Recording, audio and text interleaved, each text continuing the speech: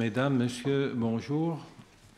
Je suis ravi d'avoir le privilège d'introduire, même brièvement, ce matin, la conférence que Mme Corinne Herszkowicz va nous proposer sur le thème suivant, « Portée de l'achevé et de l'intégrale dans l'intangibilité de l'œuvre d'art ».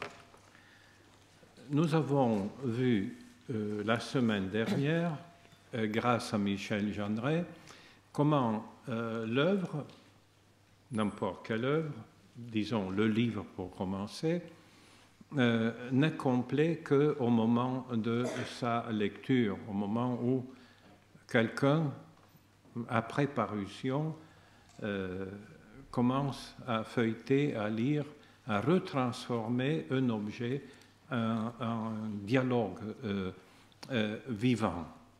Mais l'œuvre n'est pas seulement le livre. L'œuvre d'art, notamment, et dans ses différentes formes, a des statuts assez variés. Les traditions sont compliquées. Et maintenant, le regard de l'historien du droit peut nous renseigner. Et comment? D'abord, Mme Herszkowicz est spécialiste dans le droit de l'art. Et elle a publié récemment un volume dont le titre est précisément « La restitution des œuvres d'art, solutions et impasse » en 2011. Et un peu plus tard, « L'urgence d'une réflexion sur la question de l'authentification » Quotidien de l'art, février 2012. Authentification de l'œuvre d'art. En effet, aujourd'hui, dans plusieurs domaines, et notamment dans les domaines de l'art, comment pouvons-nous distinguer, dire que cet élément, cet objet est en effet l'œuvre, l'authentique, ce que l'auteur voulait exactement quand nous sommes, et quelquefois autorisés par les auteurs même, dans une civilisation du multiple et de la série. Et donc maintenant, les problèmes ne sont pas seulement liés à un objet qui pourrait être parvenu à notre temps avec des mutilations, avec des imperfections, avec une tradition douteuse. Est-ce qu'on a là le véritable ou une copie? On pense surtout aux sculptures de la tradition gréco-latine. Mais l'objet même devient quelque chose qu'il est difficile de saisir. Mais de notre part, et avant de donner la parole à Mme Herszkowicz, je ferai juste un petit passage étymologique. Il ne faut pas se soucier ou trop se soucier parce que chaque époque a eu les mêmes problèmes. Et j'ai pris pour vous conforter et pour nous conforter deux grands dictionnaires du XIXe siècle, le dictionnaire Ducange, Glossarium Mediae et Infume Latinitatis, publié pendant de longues années au cœur du XIXe siècle, et le dictionnaire de l'Académie française de 1801. Donc c'est vraiment le commencement et le cœur du XIXe siècle. Eh bien, nous voyons que ce que nous appliquons aujourd'hui aux ouvrages du génie humain n'arrive que très lentement à s'appliquer à l'histoire des arts. L'inachevé, par exemple, dans le latin tardif, apparaît sous la forme incompletus, voire imperfectus, Ducange. Mais alors, l'explication que Ducange nous donne est surprenante et nous porte en effet au droit. Imperfecta incompletaque consilia relinquere. C'est quand un avocat, justement, laisse son avis, il a demandé d'un avis et il le laisse incomplet. inachevé. Alors on ne peut rien faire avec cela. Donc on a besoin d'une démonstration complète, autrement les bases même et le développement est inutile. C'est-à-dire que le protocole de la démonstration demande obligatoirement la conclusion. Autrement, surtout dans la tradition du droit romain, la multiplication des cas n'est pas suffisante à justifier la décision autour du cas et du conseil spécifique en question. C'est très intéressant et je dirais, cet exemple nous donne la longue durée de cette traduction. Dans l'idée d'inachèvement, il y a aussi l'idée de quelque chose qui n'est que présent en partie. Mais si nous prenons toujours le ducange à l'adjectif partialis, eh bien, nous voyons que la sémantique du XIXe siècle n'est pas la nôtre. Partialis, unicus, peculiaris vel personalis. Ce que nous jugeons aujourd'hui être le caractère de quelque chose qui nous distingue, personalis, peculiaris, la péculiarité, unicus, va sous le registre de partialis. Ça signifie qu'en réalité, à l'époque, on jugeait encore que la plénitude et la perfection étaient du côté de la totalité. Et quand il y avait quelque chose qui n'était qu'en partie présent, eh bien, on était dans quelque chose qui, bien sûr, distinguait un cas, éventuellement unique, particulier, personnel, mais ce cas ne donnait pas la signification de la totalité. Et deuxième entrée, toujours pour partialis, égale singularis privatus gallice, c'est-à-dire en français, particulier. Voilà. Donc vous voyez que dans cette tradition, il faut aussi se référer à un horizon de signification où c'est la totalité, la communauté, l'organisme en tant que tel qui représente le point final et même de signification, et je dirais même le point de départ de la mise en marche, pour ainsi dire, du dispositif de démonstration, et que tout le reste, même ce qui a de la valeur, comme personalis, peculiaris, privatus, singularis, se case du côté de la partie et pas de l'intégrale. Mais l'intégrale encore, et je termine sur ce point, puisque l'intégrale apparaît dans le titre, et il est absolument essentiel que ce terme soit présent, eh bien, dans le dictionnaire de 1801, qui hérite évidemment de la tradition du dictionnaire de la grande encyclopédie, eh bien, intégrale ne figure que comme terme de mathématiques, l'intégrale. Hein.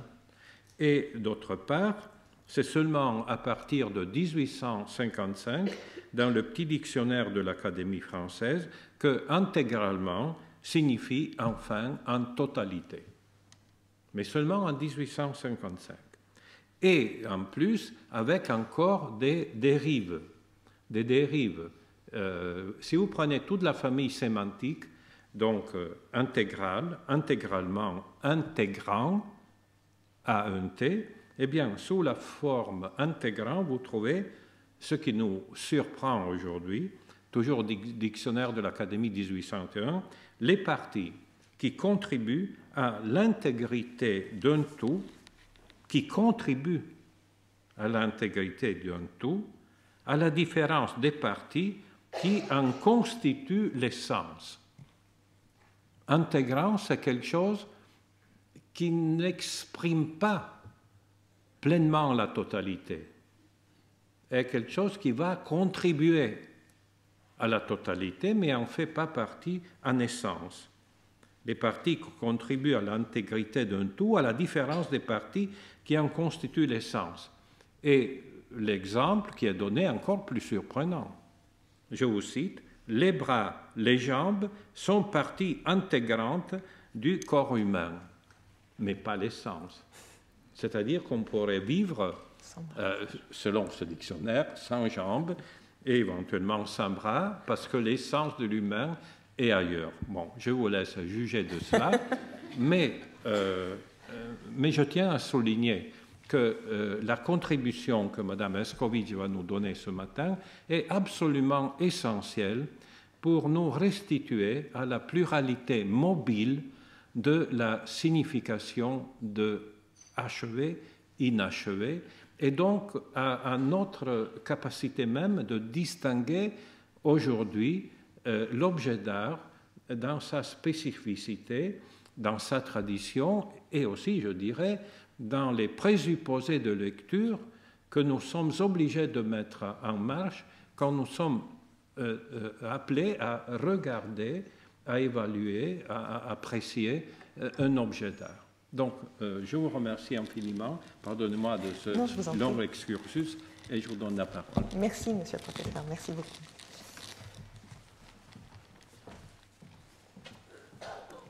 Oui, donc j'ai la tâche très délicate d'essayer de vous définir ce qu'est l'achevé du point de vue du droit, ce qu'est une œuvre achevée. Et je vais essayer d'aborder cette question par deux axes principaux. C'est comme ça que le droit l'aborde. D'abord par l'auteur. L'auteur est le premier à être protégé pour son œuvre. Donc il y a une vision de l'intégrité de l'achevé du côté de l'auteur. Et puis ensuite, on va essayer de se rapprocher de l'œuvre elle-même, mais vous verrez qu'en droit français, l'œuvre elle-même est considérée comme un bien culturel. Donc il y a une différence subtile qu'on va essayer de sentir entre l'approche par celui qui crée l'œuvre et puis l'approche par l'œuvre elle-même qui est considérée plus comme un bien culturel que comme une œuvre, comme une création. Je vais d'abord essayer de vous donner quelques définitions de l'œuvre d'art du point de vue du droit d'auteur, puisque, encore une fois, l'œuvre est définie en premier lieu dans le corpus juridique par le droit d'auteur. Le droit d'auteur a été d'abord pensé au moment de la Révolution par les lois Le Chapelier, qui, pour la première fois, formalise la protection des créateurs. Puis ensuite, une loi très importante au milieu du XXe siècle, la loi du 11 mars 1957. Et cette loi du 11 mars 1957 a finalement été codifiée dans le Code de la propriété intellectuelle, qui comprend donc la propriété littéraire et artistique, qui va nous intéresser aujourd'hui, et puis tout ce qui est propriété industrielle. Donc tout ce qui est brevet, tout ce qui est protégé, ce sont aussi des créations, mais on ne va pas les aborder aujourd'hui parce que ce ne sont pas des œuvres d'art. Donc dans le Code de la propriété intellectuelle, c'est cette première partie sur la propriété littéraire et artistique qui nous intéresse, et le livre premier, ce qui montre bien l'entrée, la porte d'entrée dans la protection des œuvres d'art, le livre premier est consacré au droit d'auteur, avec 3 titres qui sont l'objet du droit d'auteur, donc nature du droit d'auteur, œuvre protégée, titulaire du droit d'auteur. Le titre 2, c'est les droits d'auteur, donc droits moraux, droits patrimoniaux et la durée de la protection. Et puis enfin, l'exploitation des droits. Ce qui me paraît important pour comprendre comment la protection de l'œuvre est organisée, c'est de savoir comment le législateur a défini la nature du droit d'auteur.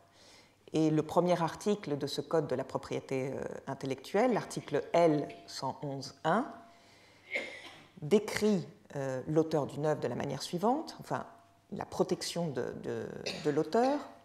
L'auteur d'une œuvre de l'esprit jouit sur cette œuvre du seul fait de sa création d'un droit de propriété incorporel, exclusif et opposable à tous. Alors, on passe justement dans ce qui va être une notion et un concept très spécifique au droit français, cette propriété incorporelle, le droit d'auteur en droit français, qui est encore une fois un droit assez spécifique par rapport au copyright des common law, Angleterre, États-Unis, c'est ce droit attaché à la personne de l'auteur, à la personne du créateur, qui constitue donc une propriété incorporelle puisqu'il est détaché du support matériel de l'œuvre, et donc il faut avoir une double vision de l'œuvre, la vision de son support matériel et la vision de la propriété incorporelle que détient l'auteur sur cette œuvre. Ce qui me paraît très important pour notre propos, c'est le deuxième article de ce Code de la propriété intellectuelle,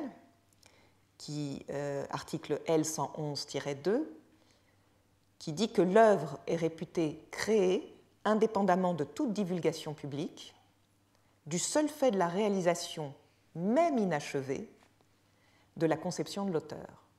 Et ça, c'est la traduction d'un principe très très fort qui a été très fortement exprimé dans la loi de 1957, qui est que l'idée est de libre parcours, donc n'est pas protégeable, et seule la réalisation d'une idée ou d'une conception devient protégeable. Donc vous voyez qu'on a comme ça différents concepts qui sont, on le voit dans la pratique, assez complexes à mettre en œuvre. D'une part, le support matériel qui est l'œuvre, ensuite la propriété incorporelle qui est le droit d'auteur, et puis cette réalisation de l'œuvre qui n'est pas l'idée, mais qui est la réalisation d'une conception, d'un concept, cette conception de l'auteur.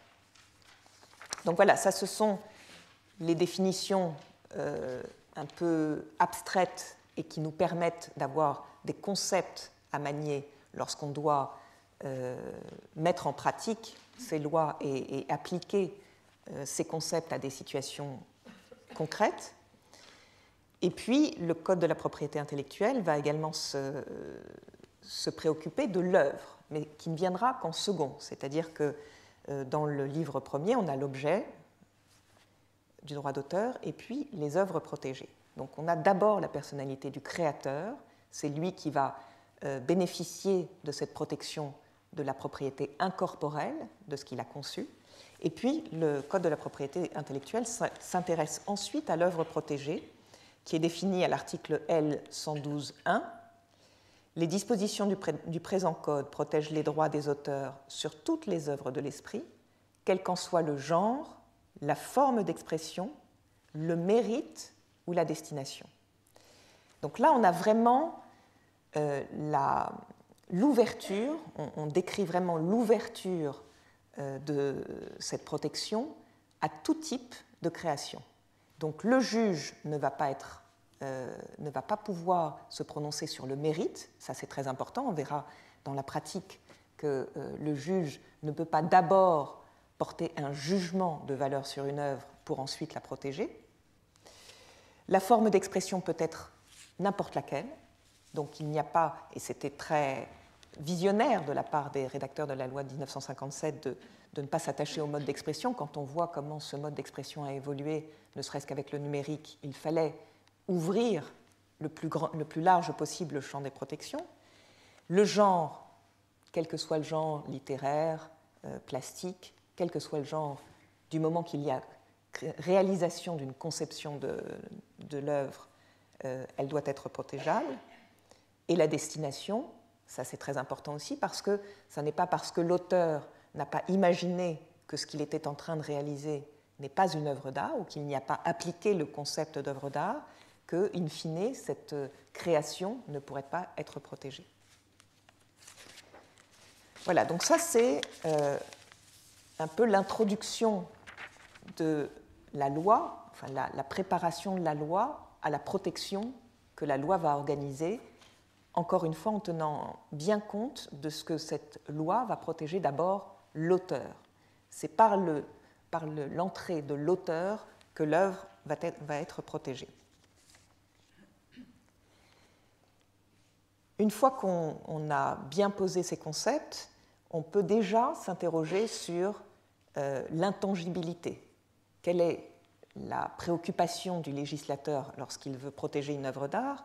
Est-ce que c'est de protéger les intérêts du créateur, de l'auteur, ou est-ce qu'il y a aussi une volonté de protéger l'intangibilité de l'œuvre d'art?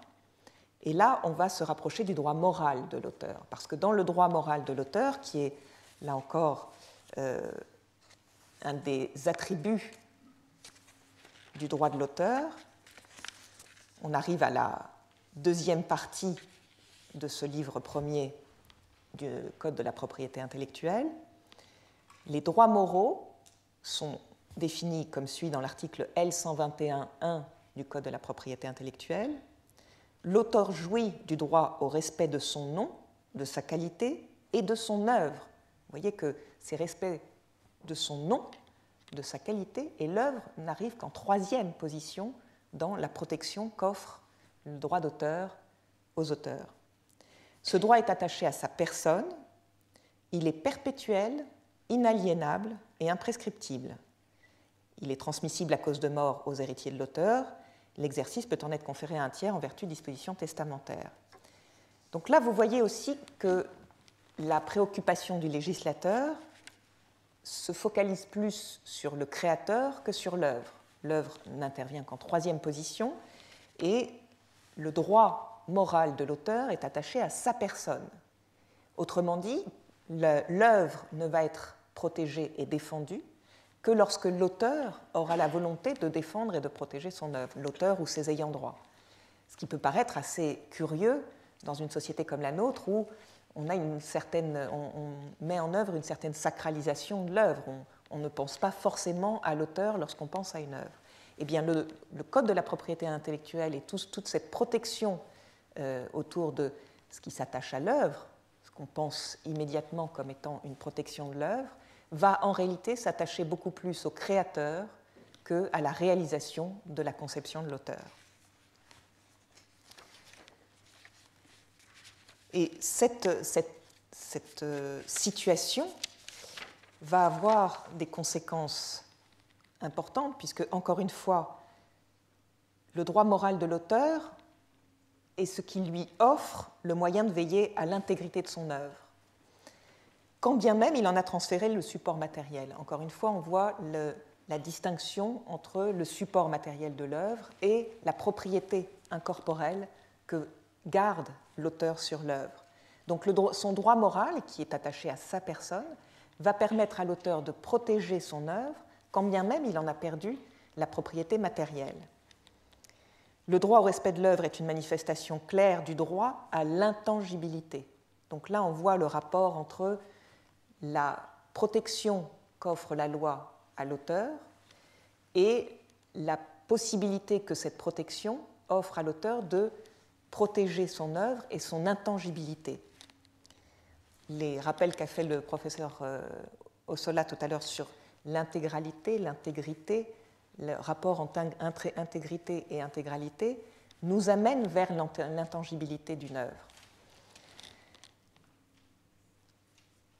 Donc ce droit au respect de l'œuvre, qui est une manifestation claire du droit à l'intangibilité, permet à l'auteur de combattre toutes sortes d'agressions sur la substance de l'œuvre ou sur l'environnement dans lequel elle prend place. Et pour illustrer un peu ce propos, j'ai pensé qu'il serait utile de rentrer plus concrètement dans la protection des œuvres et la mise en pratique de la loi. Et j'ai choisi de vous parler de cette affaire qui concerne les jardins de Vaux-le-Vicomte. Vaux-le-Vicomte, qui est ce bijou de l'architecture du XVIIe siècle et qui a donné naissance au jardin à la française. Le nôtre a créé ses premiers jardins à Vaux-le-Vicomte. Et le problème qui s'est posé est que, naturellement, après que Nicolas Fouquet ait été banni de Vaux-le-Vicomte, Vaux-le-Vicomte a été laissé à l'abandon, occupé par différents propriétaires, mais les jardins n'ont pas été entretenus de manière permanente. Et à la fin du XIXe siècle, un certain monsieur Sommier a racheté Volvigonte et a voulu lui redonner toute son âme, et en particulier recréer les jardins. Il existait beaucoup de gravures de l'époque, mais il n'existait pas de dessins extrêmement précis dans ses mesures et dans la description précise de ces jardins. Et à l'époque, Edmé Sommier a demandé à Achille Duchesne, qui était le grand paysagiste à l'époque, qui s'est penché sur la restauration des jardins à la française dans plusieurs châteaux de la région parisienne et en France en général. Et Achille Duchesne, à partir des gravures de l'époque, a recréé les parterres de buis. Donc là, vous voyez essentiellement sur cette photo-là les deux parterres de buis qui étaient créés par Le Nôtre pour donner une impression à partir du premier étage du château. C'est ça qui était recherché par Le Nôtre, cette impression de à la fois les volutes de buis et les cailloux rouges, ce vert et ce rouge qui créent une impression très particulière. Donc Achille Duchesne a recréé ces jardins et en 1999, la société Maubousson a voulu créer une publicité pour une de ses montres et l'idée est venue de s'appuyer sur les volutes de buis du jardin de Volviconte pour montrer un petit peu la similarité entre ces volutes de buis et le cadran de la montre.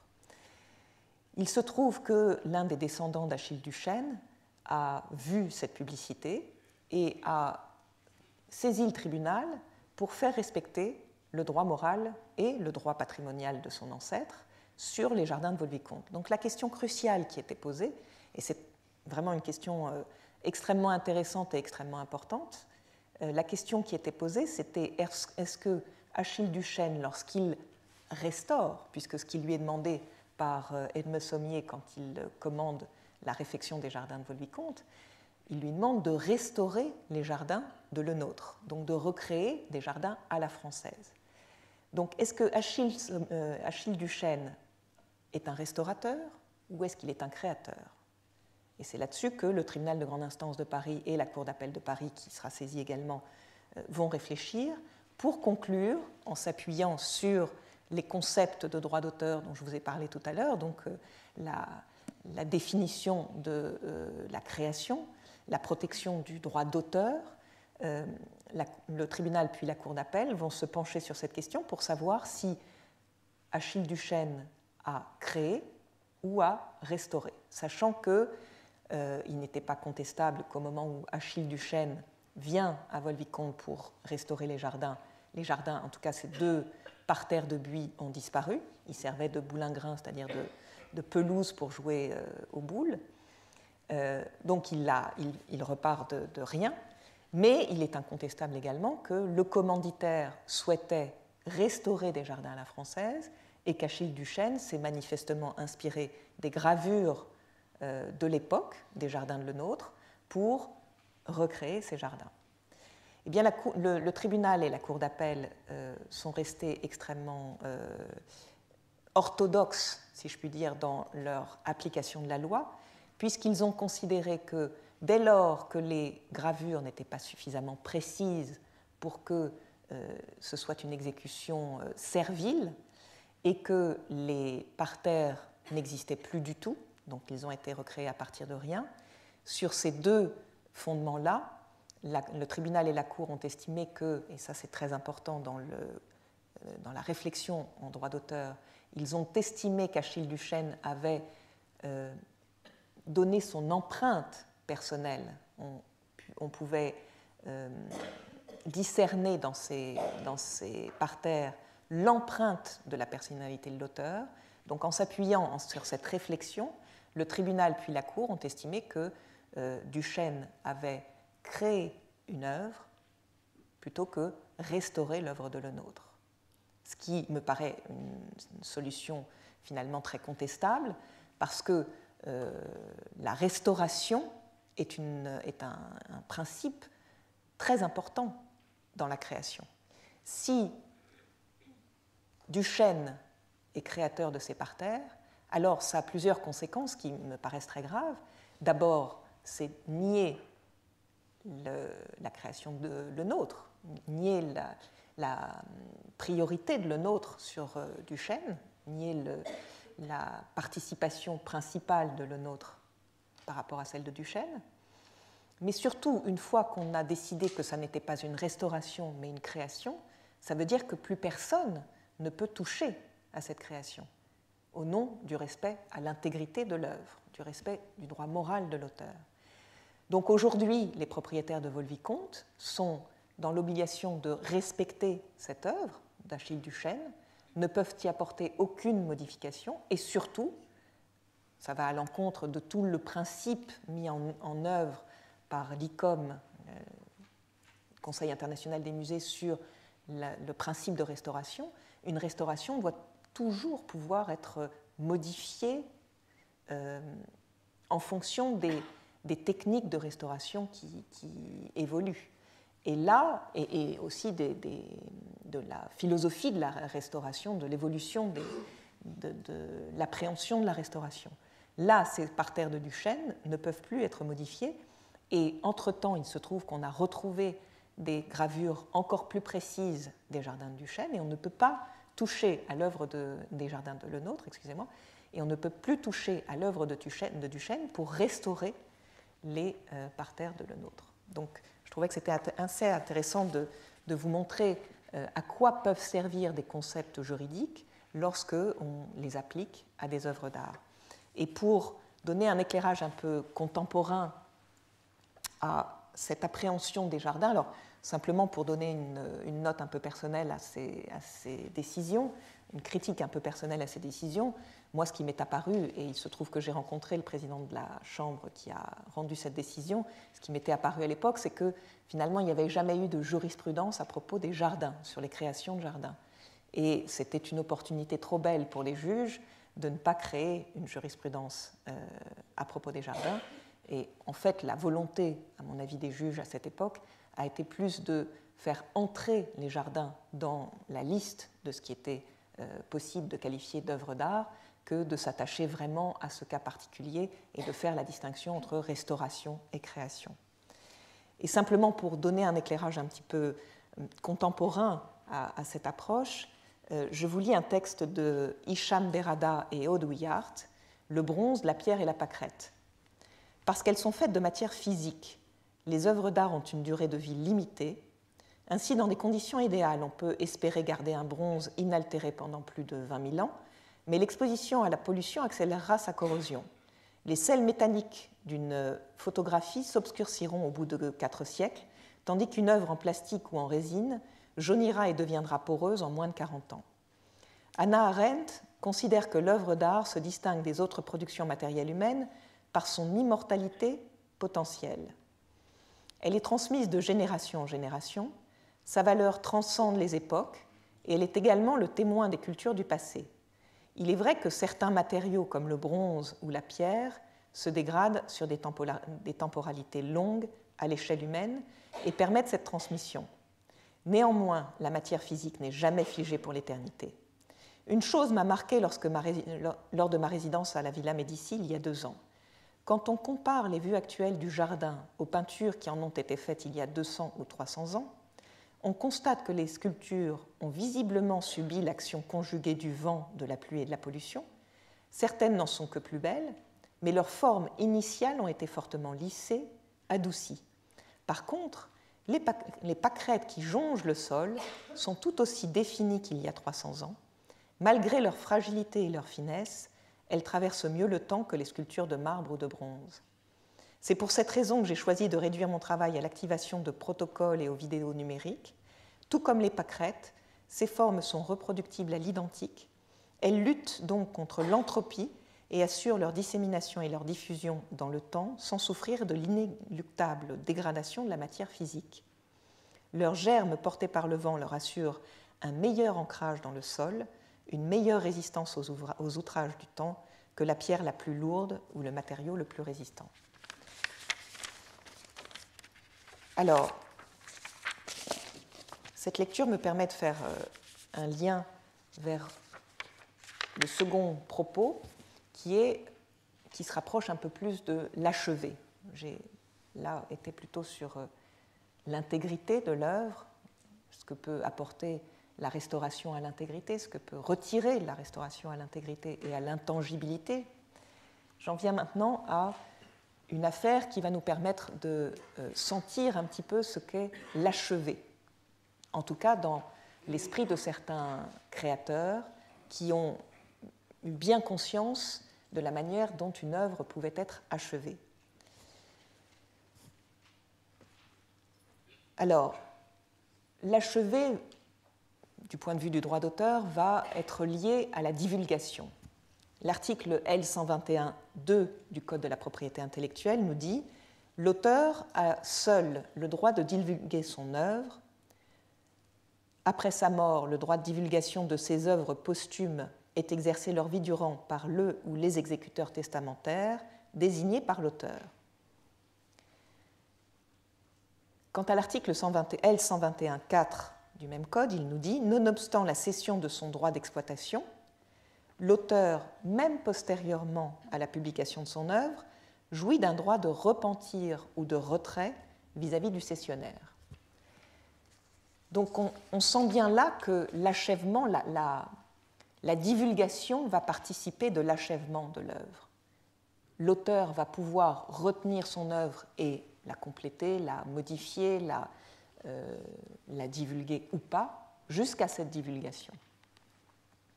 Eh bien, cette affaire Picasso contre Le Guenec qui a défrayé la chronique, puisque Le Guenec était un électricien qui a travaillé dans une des villas de Picasso, de Pablo Picasso, et 40 ans après sa mort, il a ressorti 271 dessins qu'il est allé porter à la Picasso Administration pour obtenir des certificats d'authentification et pouvoir les vendre.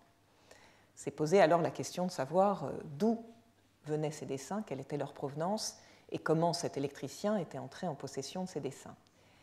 S'en est suivi une longue procédure judiciaire, une information pénale avec tous les méandres de la procédure pénale et de la définition de l'infraction en droit pénal qui est extrêmement précise. Donc la difficulté de trouver une infraction à reprocher à ce monsieur Le Guenec puisque les prescriptions avaient couru, donc on ne pouvait plus supposer le poursuivre pour vol.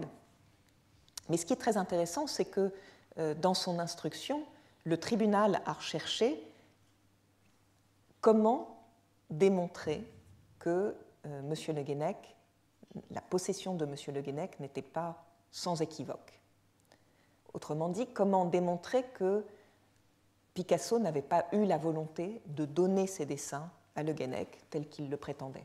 M. Le Guenec prétendait qu'il s'était trouvé un jour dans une des propriétés de Picasso et la dernière femme de Picasso, Jacqueline Picasso, lui aurait remis une pile de dessins en lui disant « prenez-les, je suis en train de déménager la maison, c'est un cadeau pour vous ». Or, cette pile de dessins, il se trouve qu'après examen, elle contenait des dessins de toutes les périodes de Picasso et surtout que ces dessins n'étaient ni datés ni signés.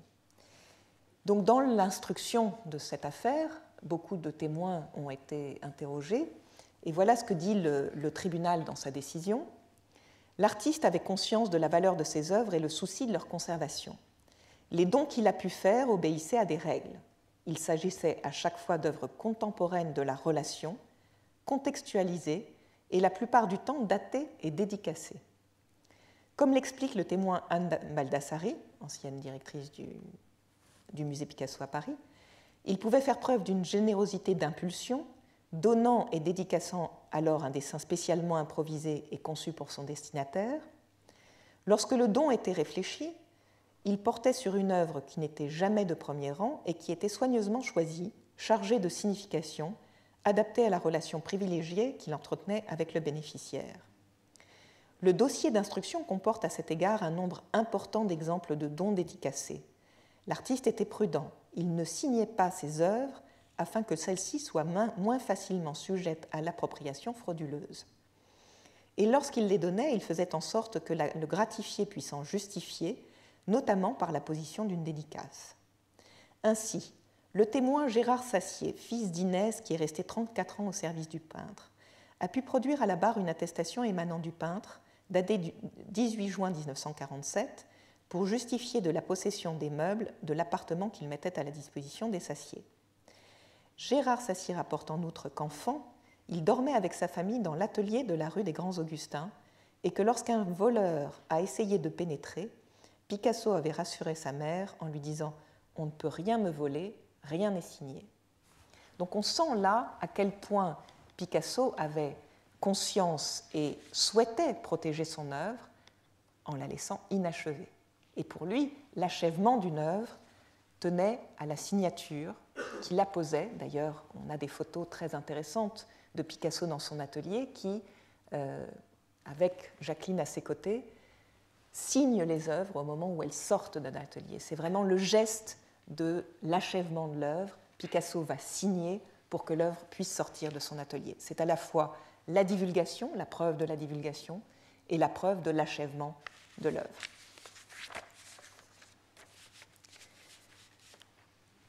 Alors dans cet achèvement, on va aussi réfléchir à quel moment peut-on considérer qu'une œuvre est achevée, à quel moment peut-on considérer qu'une œuvre est achevée.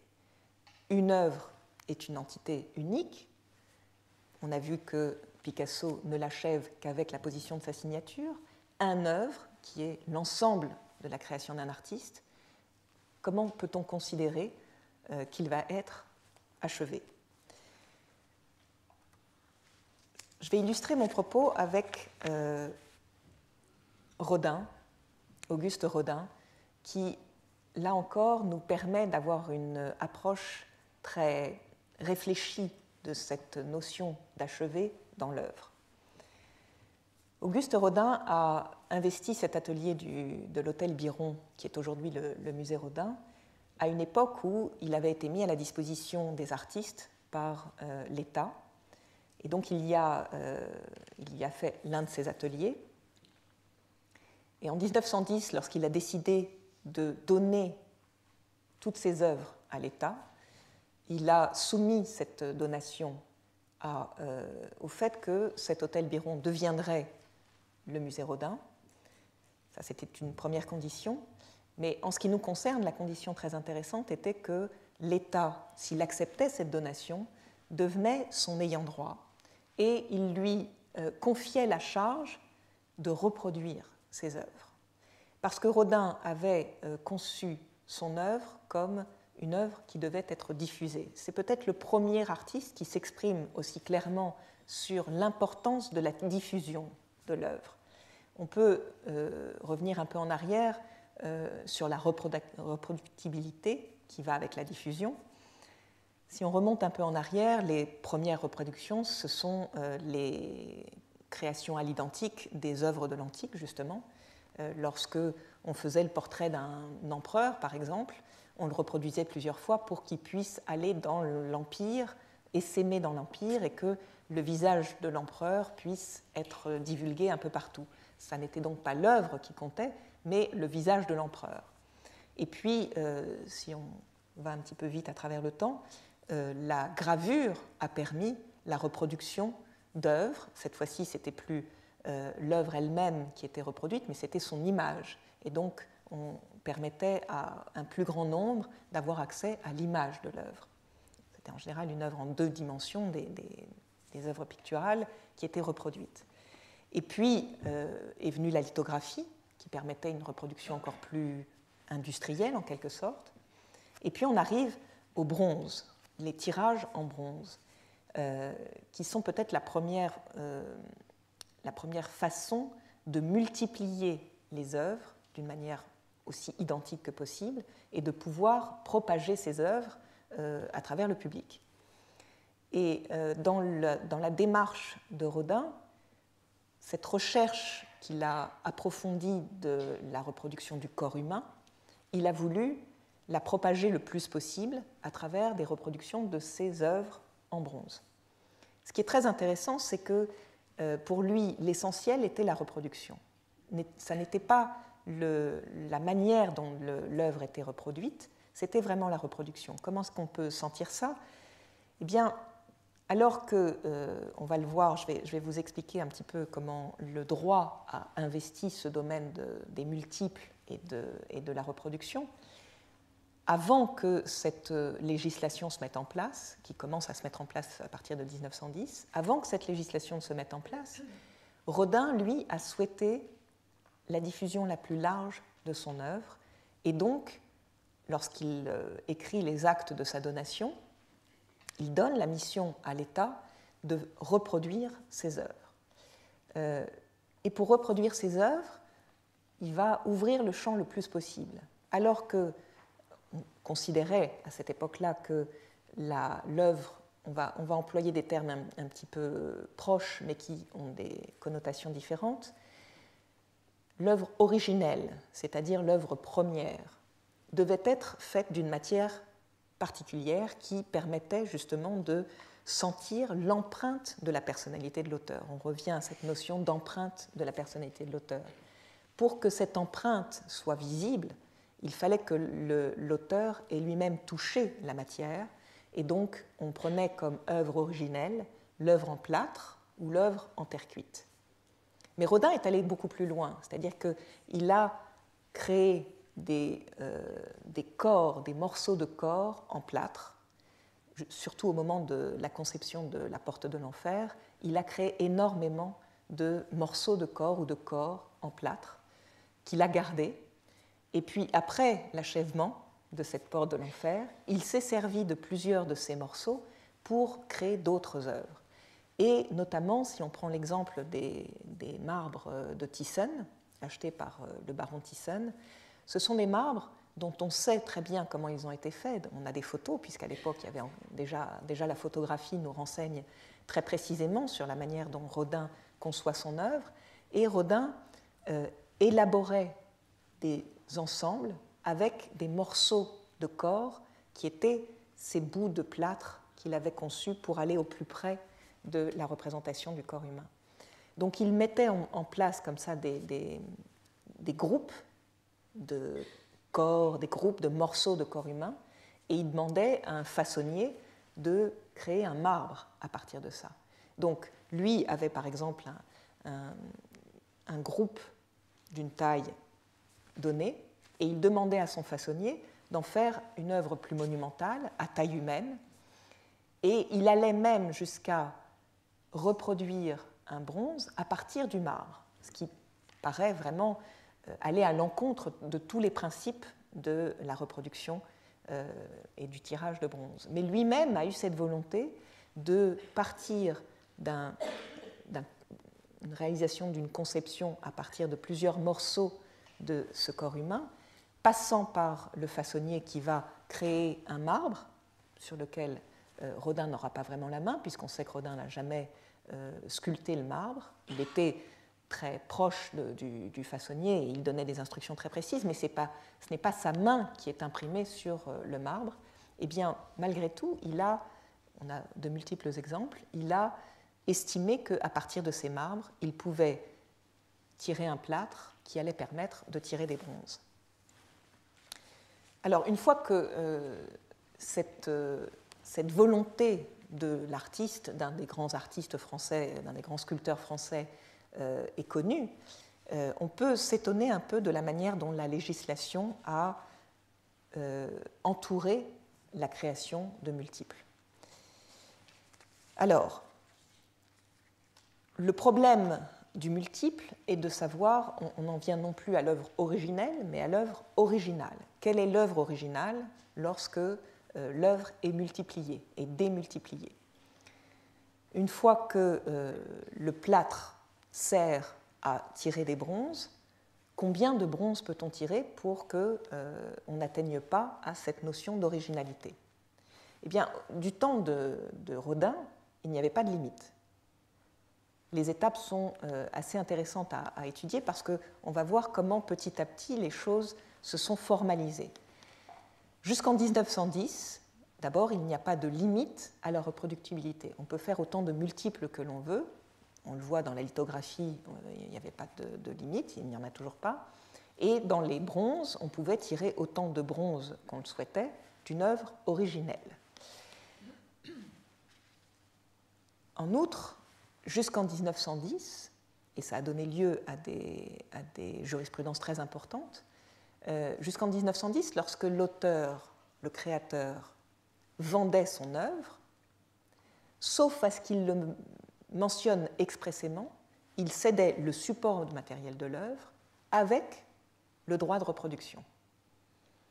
Donc cette dissociation entre le support matériel et la propriété incorporelle n'existait que si l'auteur, si le créateur avait expressément mentionné qu'il se réservait la propriété incorporelle, c'est-à-dire le droit de multiplier son œuvre. En 1910, le législateur estime qu'il faut plus protéger l'auteur et qu'on ne va plus exiger de l'auteur qu'il exprime sa volonté de se réserver la propriété incorporelle, mais que la cession du support matériel n'entraîne plus la cession de la propriété incorporelle et donc n'entraîne plus le droit de reproduire l'œuvre. Une fois que tout ça est posé, on n'a toujours pas de limite au nombre d'objets, enfin nombre d'œuvres qui peut être reproduites à partir de l'œuvre originale ou originelle pour avoir des reproductions originales. Tout ce qui est tiré à partir de l'œuvre originelle est considéré comme reproduction, mais comme reproduction originale. Et ça a une incidence importante sur la notion d'authenticité d'œuvres d'art, et par quel biais la loi va avoir une main sur cet aspect-là? Eh bien, ce sera par le biais des droits douaniers.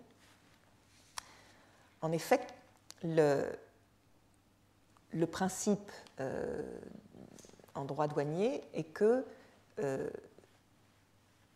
en général, les objets sont taxés à leur entrée sur le territoire, mais il y a quelques exonérations, quelques exceptions, qui figurent à l'article 291 du Code général des impôts. Et parmi ces exonérations, on trouve les œuvres d'art originales. À partir du moment où il y a une exonération sur une œuvre d'art originale, il va falloir définir l'original, justement, et en particulier pour tout ce qui est multiple. Ce n'est pas difficile de dire qu'une œuvre d'art unique est une œuvre originale. En revanche, lorsqu'il y a des multiples, alors il faut s'interroger sur le point de savoir si tous les multiples peuvent être considérés comme des originaux et donc ne pas être taxés, être exonérés de taxes à l'entrée sur le territoire, ou si on donne une définition de l'œuvre originale, et c'est ce que va faire naturellement le Code général des impôts pour limiter le nombre sur lequel l'exonération va s'appliquer. Et pour la première fois, c'est donc le Code général des impôts qui va donner une définition de l'œuvre originale, ce qui est quand même assez particulier. Et cette définition est la suivante. Les productions originales de l'art statutaire ou de la sculpture en toute matière, dès lors que les productions sont exécutées entièrement par l'artiste, fonte de sculpture à tirage limité à 8 exemplaires et contrôlée par l'artiste ou ses ayants droit. Donc pour la première fois, on limite le nombre à 8 et on impose que l'artiste ou ses ayants droit contrôlent la reproduction.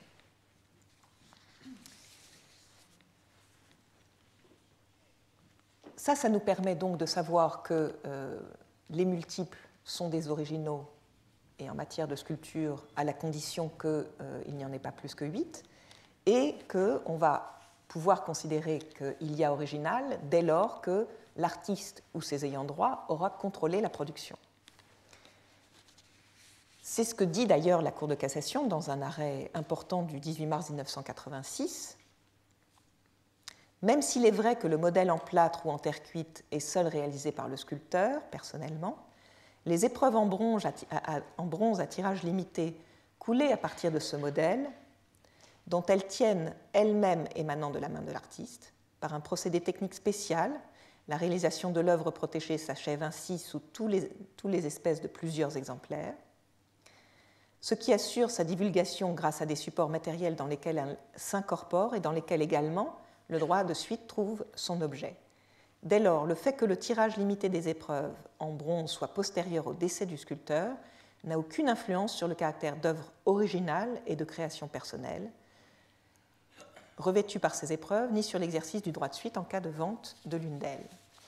Donc là, la Cour de cassation adopte une position très claire et très marquée sur la possibilité de tirer des œuvres originales après le décès de l'auteur, à condition toutefois que les œuvres soient limitées en nombre et que leur production soit contrôlée par les ayants droit de l'auteur. Vous vous souvenez que le sculpteur Rodin a donné mission au musée Rodin et à l'État de continuer à diffuser son œuvre. Il était donc très important de savoir si l'œuvre posthume restait un original ou pas. Jusqu'à cette décision de 1986, nous sommes totalement confortés dans l'idée que, certes, le nombre est limité, certes, il est nécessaire qu'il y ait un contrôle sur les tirages, mais le contrôle des ayants droit de l'auteur suffit pour que les œuvres soient encore considérées comme des originaux. Eh bien, tout change en 2006, à propos justement du droit de suite. Alors, le droit de suite, c'est ce qui est appliqué lors des reventes successives de l'objet en faveur de l'auteur ou de ses ayants droit. L'auteur ou ses ayants droit gardent la possibilité de toucher une redevance sur les ventes successives par le biais de ce droit de suite. C'est-à-dire que si une œuvre est vendue, que ce soit de manière privée ou en vente publique,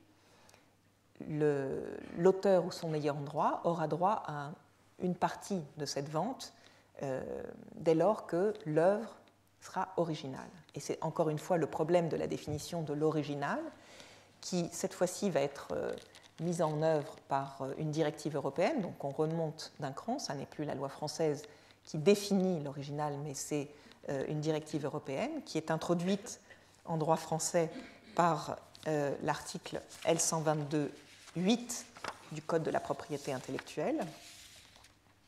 Vous verrez que la rédaction est de moins en moins précise et de moins en moins claire au fur et à mesure qu'on s'éloigne des rédacteurs du Code civil. C'est assez amusant. Donc cet article L122.8 du Code de la propriété intellectuelle définit les œuvres originales de la manière suivante. Les auteurs d'œuvres originales graphiques et plastiques ressortissant d'un État membre de la Communauté européenne ou d'un État partie à l'accord sur l'espace économique européen bénéficient d'un droit de suite, qui est un droit inaliénable de participation au produit de toute vente d'une œuvre après la première cession opérée par l'auteur ou par ses ayants droit, lorsqu'intervient en tant que vendeur, acheteur ou intermédiaire un professionnel du marché de l'art. On entend par œuvre originale au sens du présent article les œuvres créées par l'artiste lui-même et les exemplaires exécutés en quantité limitée par l'artiste lui-même ou sous sa responsabilité. Donc là, il n'y a plus de notion d'ayant droit, on parle de l'artiste lui-même ou sous sa responsabilité. Et évidemment, le problème qui se pose aujourd'hui est de savoir si cette définition de l'original, cette fois-ci dans le Code de la propriété intellectuelle et non plus dans le Code général des impôts, implique que l'œuvre posthume ne doit plus être considérée comme un original ou pas. Vous imaginez l'incidence que peut avoir cette définition, ne serait-ce que pour le musée Rodin, qui depuis la mort de Rodin a tiré des centaines de bronzes et finance son existence à travers la vente de ces bronzes. Il est évident que si on applique à la lettre cette disposition, le musée Rodin ne peut plus tirer de bronze sous peine d'être considérés comme des bronzes qui ne sont pas des bronzes posthumes, qui ne peuvent pas recevoir la qualification d'originaux.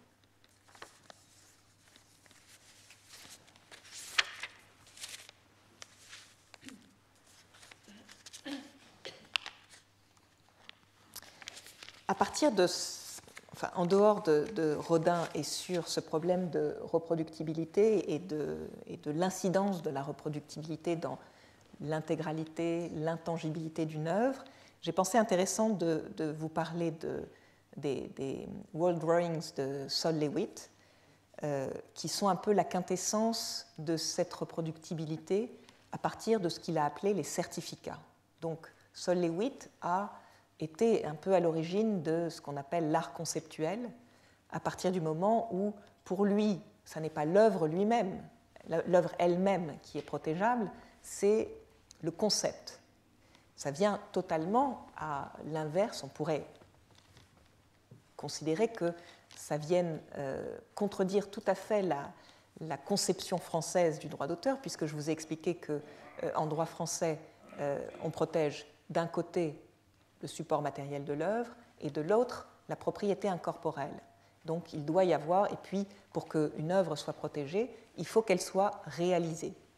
Là, Sol-Lewitt inaugure une nouvelle façon de voir l'œuvre d'art, puisqu'il va créer un dessin applicable à un mur,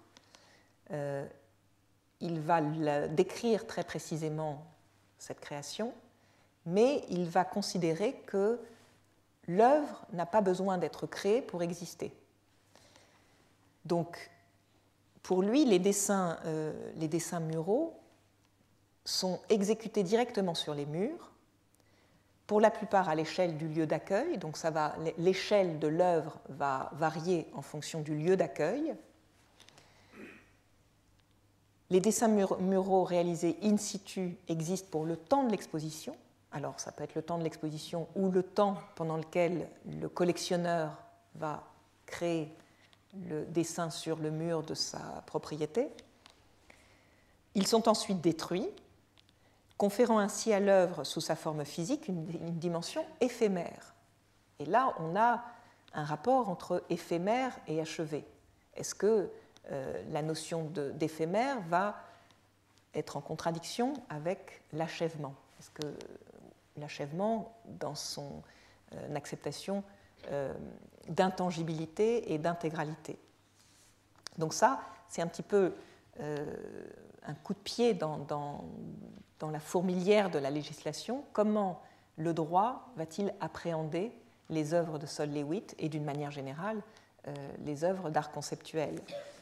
Pour aller encore plus loin dans cette voie, on a l'artiste Félix González Torres qui, lui, fait de l'œuvre, pour lui, doit être reproductible. C'est de l'essence même de l'œuvre que d'être reproductible. Donc il s'est beaucoup inspiré, il a beaucoup lu Walter Benjamin, qui dit qu'une œuvre d'art unique basée sur la reproduction, voilà exactement la révolution annoncée par Benjamin dès sa petite histoire de la photographie en 1931. Tout change pourtant si de la photographie en tant qu'art, on passe à l'art en tant que photographie. Et là, c'est ce que fait Félix González Torres, qui est invité par le MoMA à exposer, à créer une exposition, et il va prendre une photo de son intimité qu'il va diffuser dans tout New York. Il y aura une affiche au MoMA, à l'intérieur du MoMA, mais il y aura également une reproduction de cette affiche en très grand sur les murs de New York, diffusée à travers la ville, pour justement à la fois que cette reproductibilité soit très sensible non seulement à ceux qui rentrent au musée, mais également à ceux qui restent en dehors du musée, et pour que, d'une certaine manière, l'œuvre aille à la rencontre du public. Une autre façon pour lui de montrer cette reproductibilité, ce sont ces œuvres de la fin de sa vie, qui sont les tas de bonbons ou les tas de feuilles. Ce tas de bonbons, en fait, est une œuvre par le fait qu'elle est constituée d'un certain poids.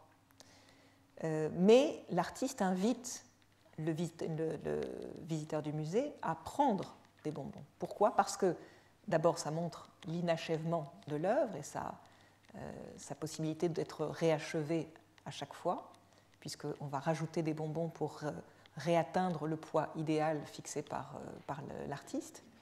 Et puis, par ailleurs, là encore, on a cette notion de diffusion. Chaque personne qui va prendre un bonbon sur ce tas de bonbons va partir avec, va éventuellement le manger, et va rendre l'œuvre diffusée à travers le monde. Donc on voit que cette évolution de l'art vers l'art conceptuel en particulier va venir en contradiction avec la législation qui a été conçue autour d'une démarche artistique complètement différente. Et ça va donner lieu évidemment à des interprétations jurisprudentielles qui sont plus ou moins en adéquation avec la volonté de l'artiste lui-même. On peut donner comme exemple cet artiste dont j'ai oublié le nom mais qui va me revenir, qui faisait participer les spectateurs à la conception, à la réalisation de l'œuvre, et par exemple qui avait demandé à un enfant de 11 ans de créer un plateau de petit déjeuner. Le plateau de petit déjeuner est figé par de la colle et par des méthodologies diverses et variées, mais il reste le plateau de petit déjeuner créé par l'enfant de 11 ans. Ce plateau de petit déjeuner passe en vente publique, et l'acheteur de cette œuvre s'aperçoit que ce n'est pas l'artiste lui-même qui a créé l'œuvre, mais un enfant de 11 ans. Et donc il va contester l'authenticité de cette œuvre. Et la cour d'appel, bien ennuyée dans l'appréhension de tout ça, va considérer qu'effectivement, puisque ça n'est pas la main de l'artiste qui est dans l'œuvre, mais la main de cet enfant de 11 ans, tout de même un tout petit peu téléguidée par l'artiste, eh bien l'œuvre n'est pas originale et la vente sera annulée. Donc vous voyez que ça va très loin. À partir du moment où la règle est fondée sur une façon de créer et qu'elle ne s'adapte pas, qu'elle a beaucoup de mal à s'adapter à l'évolution de cette création, on a des résultats et des jurisprudences qui sont en contradiction totale parfois avec la volonté même de l'artiste.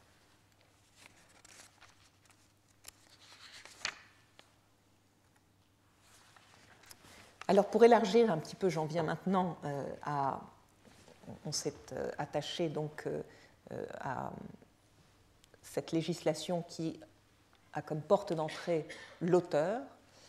J'en viens maintenant à la protection de l'œuvre elle-même, sans tenir vraiment compte de l'auteur, c'est-à-dire la protection des biens culturels, qui, cette fois-ci, est intégrée dans le Code du patrimoine.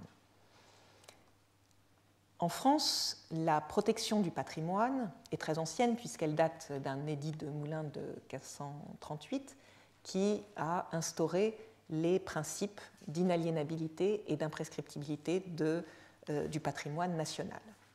À l'époque, c'était les biens de la couronne, mais on s'était aperçu que les dirigeants royaux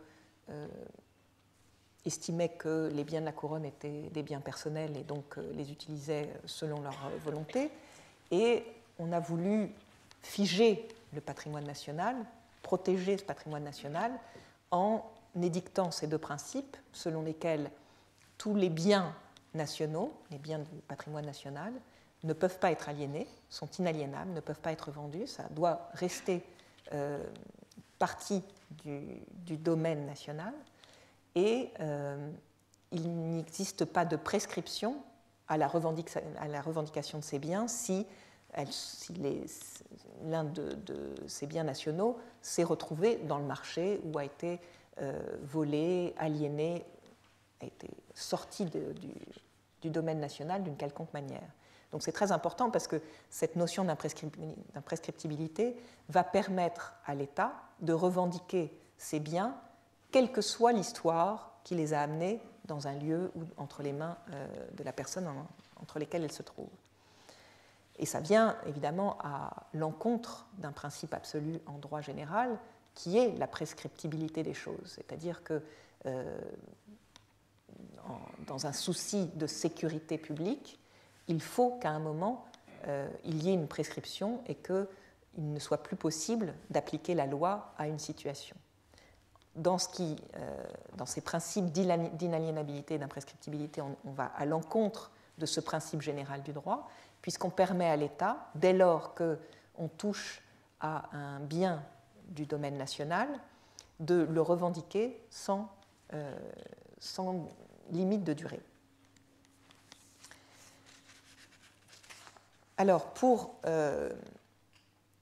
que ces deux principes soient applicables, il faut donc que les biens fassent partie du domaine public de l'État. Cette notion, en fait, qui est liée à la notion de bien culturel, la notion de patrimoine national. Seuls les biens qui font partie de ce domaine public sont protégés par ces deux principes d'inaliénabilité et d'imprescriptibilité. Et qu'est-ce que sont ces trésors nationaux, si on veut les qualifier de trésors nationaux? L'article L111.1 du Code du patrimoine nous les décrit. sont des trésors nationaux les biens appartenant aux collections des musées de France, les archives publiques ainsi que les biens classés comme archives historiques, les biens classés au titre des monuments historiques, les autres biens faisant partie du domaine public mobilier et les autres biens présentant un intérêt majeur pour le patrimoine national au point de vue de l'histoire, de l'art ou de l'archéologie. Donc on décrit d'abord, cet article décrit d'abord des choses précises et puis ouvre, encore une fois, le champ en disant que tous les biens présentant un intérêt majeur pour le patrimoine national, que ce soit du point de vue de l'histoire, de l'art ou de l'archéologie, deviendront des trésors nationaux, pourront être qualifiés de trésors nationaux et par conséquent pourront être protégés par ces principes d'inaliénabilité et d'imprescriptibilité. Mais on voit aussi que les biens classés au titre des monuments historiques sont protégés par ces deux principes, et c'est là que le Code du patrimoine va permettre de préciser quels sont les biens, de préciser cette fois-ci avec une intervention législative, quels seront les biens qui méritent cette protection. Et ces biens peuvent être des biens immobiliers ou des biens mobiliers. Donc lorsque l'État, je mets sous le terme État toutes les institutions qui vont être en charge de ce choix des monuments historiques, lorsque l'État va estimer qu'un immeuble ou un meuble mérite une protection particulière, la loi va donner à l'État la possibilité de classer ces immeubles ou ces meubles sous le terme de monument historique, et ce classement va permettre d'appliquer à ces objets mobiliers ou à ces immeubles les notions d'imprescriptibilité et d'inaliénabilité. Donc l'article L621.1 du Code du patrimoine dit que les immeubles dont la conservation présente, au point de vue de l'histoire ou de l'art, un intérêt public, sont classés comme monuments historiques en totalité ou en partie par les soins de l'autorité administrative. Donc, dès lors qu'un immeuble présente un intérêt suffisant, nécessaire également, pour être protégé, l'autorité administrative va avoir la possibilité de classer, de qualifier cet immeuble de monument historique, et ce classement va permettre à l'immeuble de bénéficier d'une protection accrue. Pour ce qui est des meubles, classement des objets mobiliers, l'article L622.1 du Code du patrimoine dit que les objets mobiliers, soit meubles proprement dits, soit immeubles par destination, dont la conservation présente au point de vue de l'histoire de l'art, de la science ou de la technique un intérêt public, toujours cette notion d'intérêt public, peuvent être classés au titre des monuments historiques par décision de l'autorité administrative. Et la conséquence de ce classement est visée à l'article 622.13. Tous les objets mobiliers classés au titre des monuments historiques sont imprescriptibles. C'est une manière un petit peu étonnante de décrire les choses. Je ne vois pas comment des monuments historiques peuvent être imprescriptibles, mais en réalité, ce qu'il faut comprendre, c'est que ce classement donne une protection imprescriptible. Et l'article L622.14 dit que les objets classés au titre des monuments historiques appartenant à l'État sont inaliénables. Ce qui veut dire que lorsqu'un objet mobilier classé monument historique appartient à un particulier, il peut être vendu, mais il ne pourra pas sortir du territoire national, donc il est destiné à rester en France. Mais lorsque le monument historique appartient à l'État, il est en plus inaliénable. Alors cette protection du patrimoine a été étudiée en détail par Marie Cornu, qui est directrice de recherche au CNRS et qui a écrit un long texte très intéressant dans lequel elle livre ses réflexions sur la longévité de certains biens. L'espérance d'intangibilité dans la vie des œuvres. Et dans ce texte, Marie Cornu s'interroge justement sur l'application alternative ou cumulative de cette protection du droit d'auteur que je vous ai décrite tout à l'heure avec la protection des biens culturels pour aller dans le sens d'une intangibilité de l'œuvre d'art. Et elle explique que c'est la rencontre de ces deux législations qui va permettre de rendre une œuvre d'art intangible. Parce que si on revient à la protection du droit d'auteur, je vous ai expliqué tout à l'heure que l'auteur est le seul à pouvoir défendre l'intégrité de son œuvre, l'auteur ou ses ayants droit. Mais en tout cas, c'est la personnalité, la personnalité du créateur qui va s'attacher à la défense de l'œuvre. Si on vient par l'entrée du Code du patrimoine, cette fois-ci, c'est l'œuvre elle-même qui est protégée sans se préoccuper de l'auteur. Et c'est la rencontre de ces deux protections, de ces deux législations, qui va nous permettre d'aller vers l'intangibilité de l'œuvre d'art. Alors, dans la conception de Marie Cornu, l'intangibilité de l'œuvre d'art va de pair avec son maintien sur le territoire sur lequel elle a été créée. J'en viens donc aux frises du Parthénon, parce que j'ai pris cet exemple et jusque-là, je pense que ça n'était pas tout à fait clair. Les raisons pour lesquelles j'avais pris cet exemple n'étaient pas tout à fait claires. Donc je viens plus particulièrement à ce problème des frises du Parthénon, qui est peut-être un des problèmes de localisation bien culturelle le plus connu, parmi les plus connus. Les frises du Parthénon ont été détachées de ce bâtiment, de ce temple, par Lord Elgin, alors que la Grèce était sous la domination de l'Empire ottoman. Lord Elgin, qui était un archéologue bien connu, est allé fouiller en Grèce et sur la colline du Parthénon avec l'autorisation des Ottomans. Et puis, il s'est fait autoriser à déplacer ces frises. Les frises sont arrivées en Angleterre, il les a proposées au gouvernement anglais, qui, à l'époque, était très soucieux de la création d'un musée universel. Et donc, après des débats très importants et très polémiques, parce que déjà à l'époque, en 1801, les Anglais se sont interrogés sur la légitimité de ce transport des frises du Parthénon de Grèce vers l'Angleterre, les Anglais ont finalement décidé d'acheter pour une somme très importante à Lord Elgin ces frises du Parthénon pour les faire entrer au British Museum dans cette démarche de création de musée universel. Juridiquement, on peut donc dire que Lord Elgin a obtenu une autorisation, donc il a transporté ses œuvres avec une légitimité juridique jusqu'en Angleterre. Et puis, la deuxième question qu'il faut se poser, on revient là à notre intangibilité, est-ce que les frises sont indispensables à l'intégrité du temple?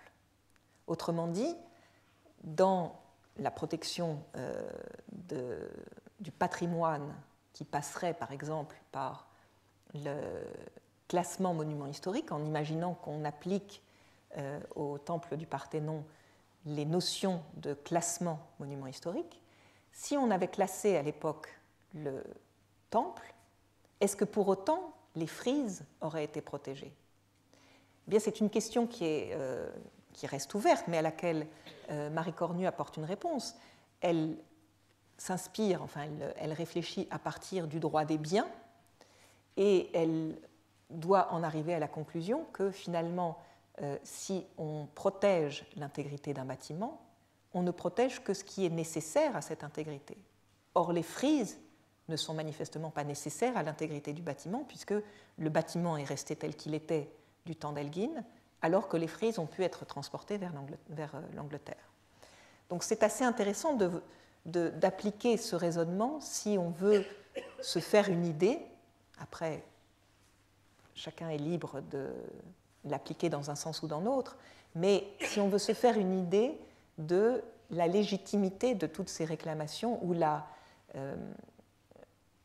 plutôt la pertinence de toutes ces réclamations qui portent sur le patrimoine culturel, qui sont de plus en plus fortes depuis, je dirais, une dizaine d'années. On a eu l'exemple de l'Égypte, avec M. Zahi Hawass, qui était directeur des Antiquités en Égypte et qui a insufflé un mouvement de nationalisme à partir de la réclamation des biens culturels. C'est-à-dire qu'il a considéré et affirmé que le patrimoine culturel était partie intégrante de l'identité d'une nation.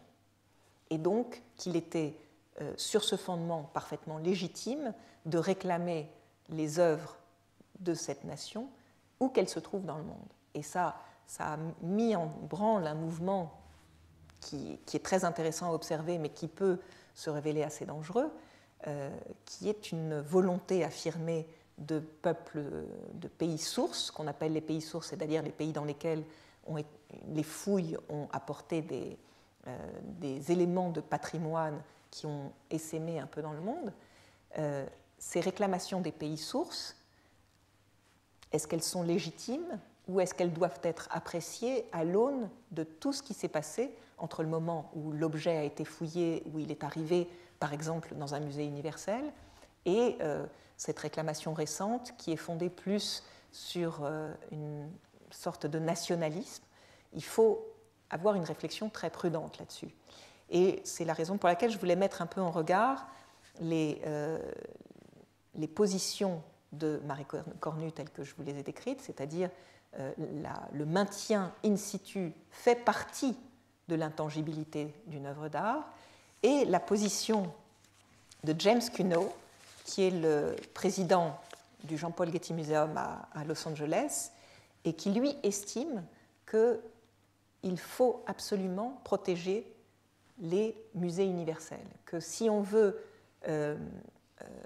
préserver l'ouverture et la connaissance de l'autre, il faut préserver les musées universels, et qu'il raconte d'ailleurs dans l'article dans lequel il énonce son principe, il raconte que lorsqu'il était jeune historien d'art, il s'est promené dans le Louvre et qu'il y a découvert une sculpture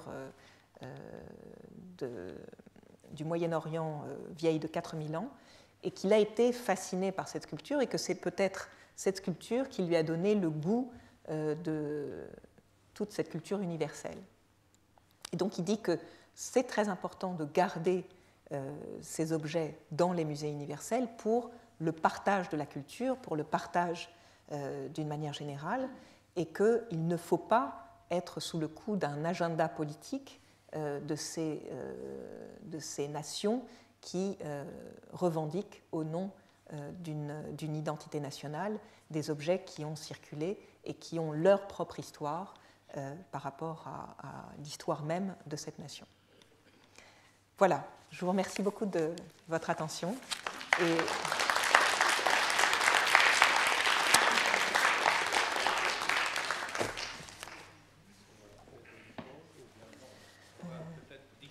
oui, finalement j'ai été un peu longue, donc si vous avez des questions, peut-être qu'il est préférable de les envisager.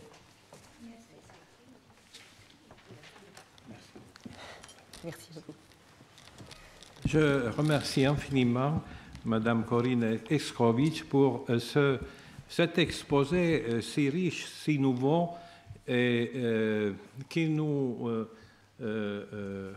pose vraiment au cœur de notre contemporanéité, avec le legs et le soubassement important de l'histoire juridique, et même, on l'a vu, des droits découlant des réflexions que le Code des impôts a fait sur la reproductibilité des œuvres. Et comme nous sommes en effet comme Benjamin, l'avait déjà évoqué Walter Benjamin, dans une époque, une ère de reproductibilité technique des œuvres, la réflexion est absolument nécessaire. Il faut être présent à notre temps. Et donc, j'imagine qu'il y aura une panoplie de questions. Et de ma part, je voudrais venir au cas extrêmement élégant que vous avez présenter parce que chacun, me semble-t-il, a derrière une hypothèse presque philosophique, pourrait-on dire, sur l'idée même d'œuvre d'art. Et je voudrais surtout, d'une manière un peu égoïste pour l'équilibre du séminaire, insister sur un élément que vous avez mis en valeur, c'est-à-dire le principe de la restauration. Comme il n'y aura pas d'autres séminaires qui vont toucher à ce problème essentiel, c'est-à-dire le rapport entre la conception de la conservation de l'œuvre d'art dans son achèvement et le fait que la matière, vous avez lu un passage magnifique, se dégrade. Tôt ou tard, la matière se dégrade. Et alors, en général, mais à partir de là, me semble-t-il que les cas que vous avez proposés nous posent une question réellement philosophique, à savoir notre tradition, entre guillemets, occidentale, est-elle ou pas platonicienne? Vous l'avez encore bien remarqué à la fin à propos de l'art conceptuel. Hein. C'est-à-dire que finalement, peut-on restaurer du fait que la matière n'appartient pas essentiellement à la conception de l'œuvre d'art. Et c'est un élément platonicien qui permet en même temps la restauration, mais aussi la restauration de la restauration, alors que, vous l'avez montré avec les jardins, le nôtre ou pas le nôtre dans le premier exemple, si on applique en effet la propriété, la protection de la propriété intellectuelle ou encore cette conception au jardin, la restauration deviendra impossible. Hein. Alors, nous sommes vraiment dans un terrain extrêmement délicat, difficile, qui est en train de se modifier et qui est modifié aussi par les poétiques de l'art.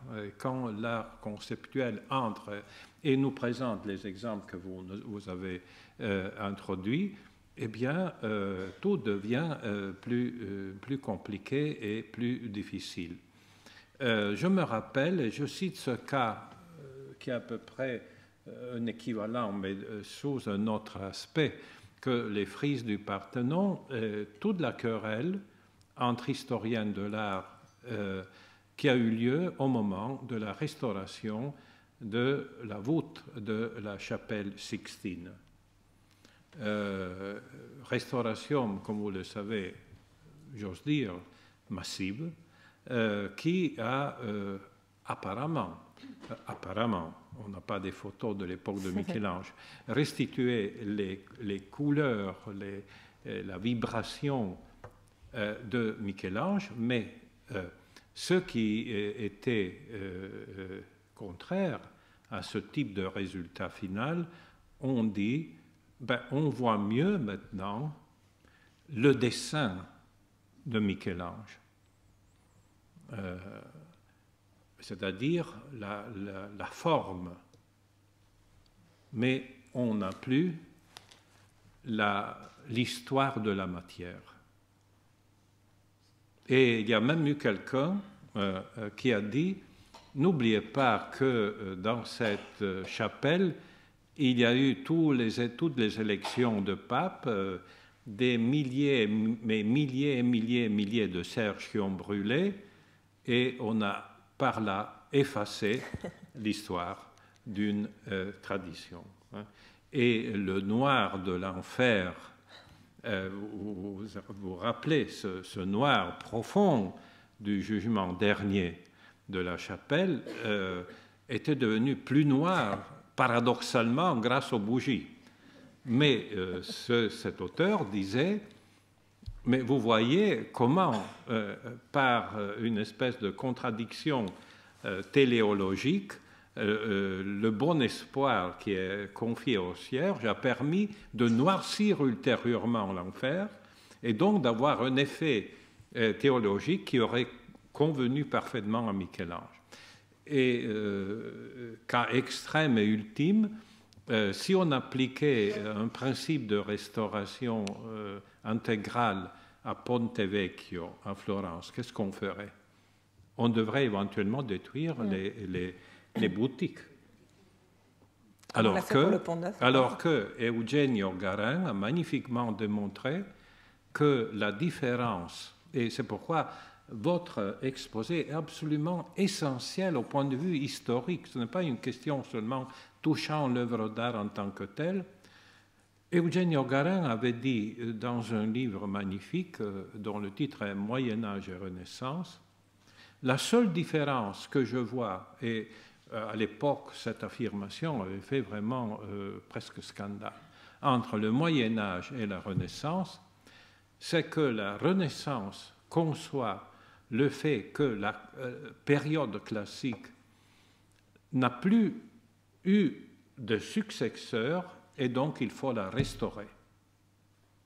Mais par ce geste même, elle coupe avec ce qui est vécu, ce qui a été vécu, ce que la continuité nous a légué. Alors que le Moyen-Âge, en considérant le fait d'être nécessairement héritier des grands classiques, a pu prendre ces textes, comme dans le fait avec Virgile.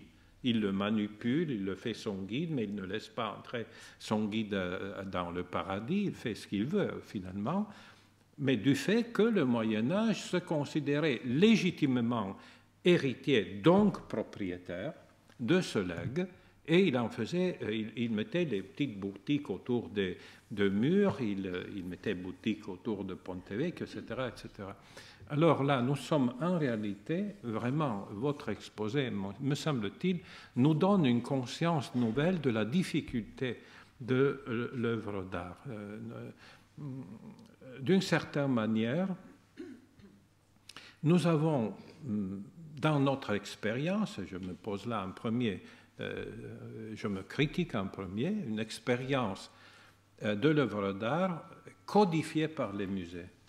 Nous connaissons l'œuvre d'art par les musées. Et l'un des éléments, en effet, qui justifie d'une certaine manière tout l'effort, même paradoxal et quelquefois douteux, des artistes aujourd'hui, notamment les gens qui font des installations, etc., c'est le fait de faire sortir la conscience de l'art, la faire sortir un peu des musées, avec quelquefois des résultats qui peuvent être discutés. Donc ça, c'est un élément, enfin, un petit corollaire que je vous portais à votre magnifique exposé. Le deuxième est encore plus lié, en effet, à ce que vous avez dit au point de vue des lois. Et notamment, j'aimerais bien avoir un complément sur cette idée que vous avez évoquée au commencement de votre exposé, sur l'idée que, au fond, l'auteur exerce une propriété incorporelle. Or, en effet, cette idée, me semble-t-il, mais je le soumets à votre appréciation, est liée au fait que l'œuvre d'art était pensée, conçue comme une production. Et donc, il y avait la propriété, disons, incorporelle du fait qu'il y avait une espèce de détachement à un moment donné, un moment peut-être de l'achèvement ou de la vente. Entre celui qui avait produit, la main qui avait fait, et l'objet qui prend sa destinée. Alors que très souvent, aujourd'hui, on voit qu'il s'agit d'une espèce d'exhibition corporelle, c'est-à-dire qu'il y a des artistes qui s'exhibent eux-mêmes dans des cages, dans des installations avec des verres ou avec disons, des supports, mais c'est leur corps même, ou une partie du corps qui est transformée et exposée. Alors, dans ce cas-là, quelle serait éventuellement la position et ou la protection juridique, puisqu'il n'y a pas un objet et que l'objet, d'une certaine manière, est l'auteur même? Il y a eu des cas justement où la question s'est posée quand... enfin, je vais répondre en deux temps. D'abord, l'installation aujourd'hui elle-même est reproductible, puisqu'on peut en prendre des photos, on peut faire une vidéo. Donc de toute façon, même si on met son corps, si on se sert de son corps pour faire une œuvre ou une installation, bien souvent c'est la vidéo de cette installation qui va circuler, qui sera vendue. Et c'est très intéressant de s'attacher un peu à ce point-là, parce que, comme vous le disiez, le support matériel ne se détache de la propriété incorporelle que quand l'œuvre est vendue. Et donc c'est le lien direct entre l'œuvre et l'argent. Autrement dit, le collectionneur va acheter le support matériel, mais tout le principe du droit d'auteur tourne quand même autour de la rémunération de l'auteur. La protection du droit d'auteur, elle est liée surtout à sa rémunération, ses droits patrimoniaux. Donc, oui, même si l'artiste a la volonté théorique de ne plus permettre ce détachement entre l'œuvre et la propriété incorporelle, en réalité, ça va toujours exister, puisque au moment où l'œuvre est vendue, il y aura toujours un détachement entre le support matériel, qu'il soit le corps lui-même ou la photographie, la vidéo de ce corps, et ce que va pouvoir en réclamer l'auteur. Donc, la façon dont le droit aborde l'œuvre, encore une fois, je parle du droit de la propriété intellectuelle, puisqu'on a vu qu'au contraire, le droit du patrimoine va s'éloigner de l'auteur pour se rapprocher de l'œuvre, mais le droit de la propriété intellectuelle va être une protection de l'auteur d'abord, avant d'être une protection de l'œuvre. Et dans cette approche-là, on comprend qu'on va créer une fiction législative, qui est cette propriété incorporelle, pour pouvoir protéger l'auteur, quand bien même il s'est dépossédé de son œuvre. Et il va y avoir une incidence effectivement sur les corps, parce qu'on a vu par exemple qu'une exposition avait été interdite en France qui exposait des restes humains. Les têtes maoris, finalement, ont été restituées à la Nouvelle-Zélande parce que c'était des restes humains. Donc la notion de corps est très importante aussi. Mais c'est une approche qui est certainement faussée par toujours cette volonté de protéger l'auteur avant de protéger l'œuvre, ou de protéger l'aspect patrimonial de la propriété de l'auteur avant de protéger l'œuvre elle-même. Je vous remercie beaucoup. Permettez-moi, et puis je vous laisse la parole. Encore une petite question. Il y a quelques années, je pense 3 ans ou 4 ans, Victor Stroikit est venu nous parler des constructions, installations de Bill Vaiiola, et notamment ces personnages, ces acteurs que nous voyons derrière un écran sur lequel l'eau coule, très célèbre. Et alors, la question est simple, est-ce que dans ce cas-là, ces, entre guillemets, personnages acteurs, faisant partie de l'œuvre dans son intégralité, ont eux aussi un rôle dans le droit d'auteur, puisque nous savons que, par exemple, dans l'interprétation musicale, le droit d'auteur s'applique aussi bien à l'auteur, entre guillemets, de la partition, qu'aux interprètes. Donc, il faut aussi interroger les interprètes si on veut reproduire une interprétation avec 120 membres de l'orchestre, ce qui est le cas pour certaines œuvres du XXe siècle, est-ce qu'on doit arriver jusqu'au 120e. Et dans ce cas-là, est-ce qu'il y a la même conception, ou bien c'est toujours et seulement l'auteur qui a préparé cette installation, qui est le titulaire, pour ainsi dire, du droit? Alors, c'est un petit peu compliqué. D'abord, les droits ne sont pas les mêmes aux États-Unis et en France. les lois sont différentes. Donc, selon l'endroit où on va se poser la question, la réponse ne sera pas la même. Et puis, dans le droit d'auteur, il y a plusieurs approches selon les œuvres. Donc, l'approche du droit d'auteur pour l'œuvre audiovisuelle, par exemple, sera complètement différente de l'approche du droit d'auteur pour une œuvre plastique. Pour une œuvre audiovisuelle, la loi a tenu compte du fait qu'il y a le producteur, il y a le réalisateur, et puis il y a tous les intervenants qui ont permis la réalisation de l'œuvre audiovisuelle. Et tenant compte de tout ça, le législateur a considéré que c'était le producteur qui, a priori, était le titulaire des droits d'auteur, mais qu'il fallait tenir compte, alors pour des raisons totalement arbitraires, parce qu'à l'époque, certainement que les importances de chacune des personnalités qui participaient à l'œuvre audiovisuelle étaient un peu différentes, mais à l'époque, on a considéré que le réalisateur et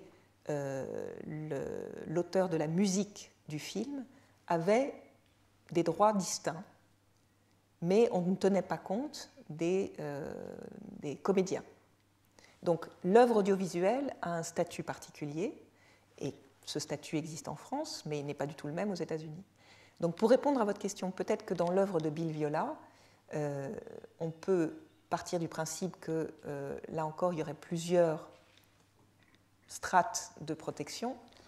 Bill Viola est protégé en tant qu'auteur d'une création artistique, mais il a dû faire appel à un artiste-interprète, ce qu'on appelle un artiste-interprète, qui bénéficie d'un droit voisin du droit d'auteur, qui est un peu différent du droit d'auteur lui-même, mais qui certainement pourrait demander à bénéficier de cette protection. Et cette protection, elle peut être surmontée par une technique contractuelle. Donc il faudrait savoir également quel a été le contrat qui a été passé entre l'artiste-interprète et Bill Viola, ou même celui qui a été Bill Viola à réaliser l'œuvre, parce que ce n'est pas forcément Bill Viola qui tenait la caméra. Donc voilà, il y a plusieurs intervenants, et là, il y a une intervention contractuelle qui permettrait de savoir exactement comment se fait le partage des droits. Je remercie infiniment. Encore là, vous voyez combien de précision et de soucis il faut avoir. C'est une espèce de démontage et remontage dans le temps et dans le droit de l'œuvre d'art. Exercice absolument nécessaire aujourd'hui, mais je vous laisse la parole. Je ne voudrais pas manipuler.